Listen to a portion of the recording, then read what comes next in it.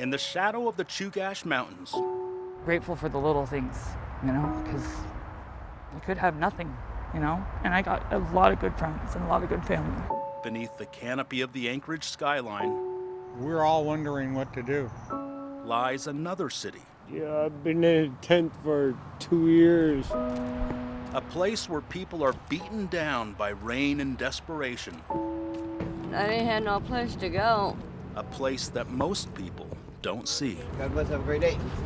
Those that are experiencing homelessness are many not seen and will never be seen by someone just driving through our city. Allison Keir is the CEO of Covenant House, Alaska. Each year it provides services to about 220 young people between the ages of 13 and 24 who are homeless or at risk of being homeless. But in Anchorage, like elsewhere, it's hard to determine how many others need these services. To track the inflow and outflow is really where I think it gets complicated, to say, do we know who the homeless are?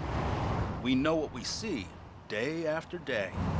People sleeping on sidewalks, standing on street corners, and camping in tents. But those people only represent a small fraction of the overall population.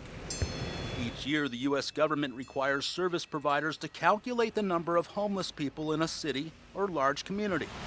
It's known as a point-in-time count, which is taken on a single night in January. Anybody in here? That number is used to estimate the area's overall homeless population, which in turn determines how much federal funding it receives. This year in Anchorage, the survey showed there were 125 people living outside or on the streets, and 1,369 in some type of shelter. There's stigma around poverty.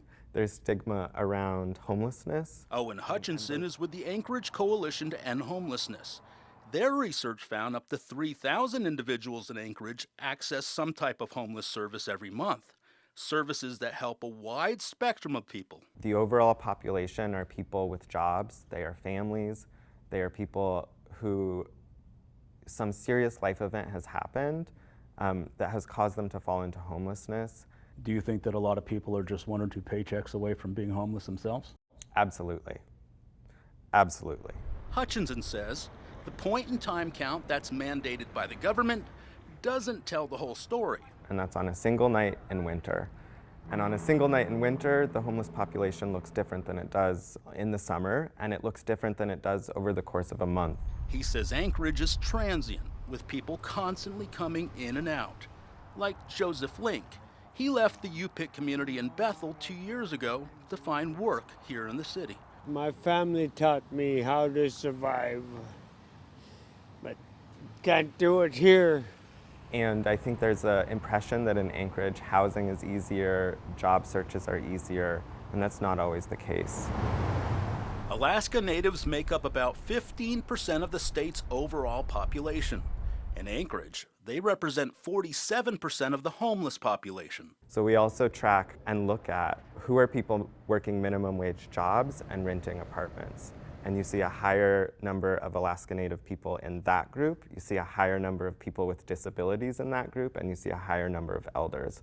Data collected by social service agencies throughout Anchorage in August of this year found whites made up 40% of the homeless population, 15% were African American, and about 10% were either Hawaiian or Asian. That survey also found about 8,000 people needing additional housing-related services.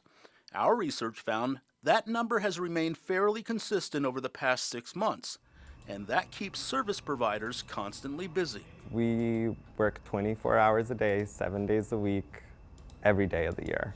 Self-reported data shows 52% of the city's homeless claim to have a disabling condition.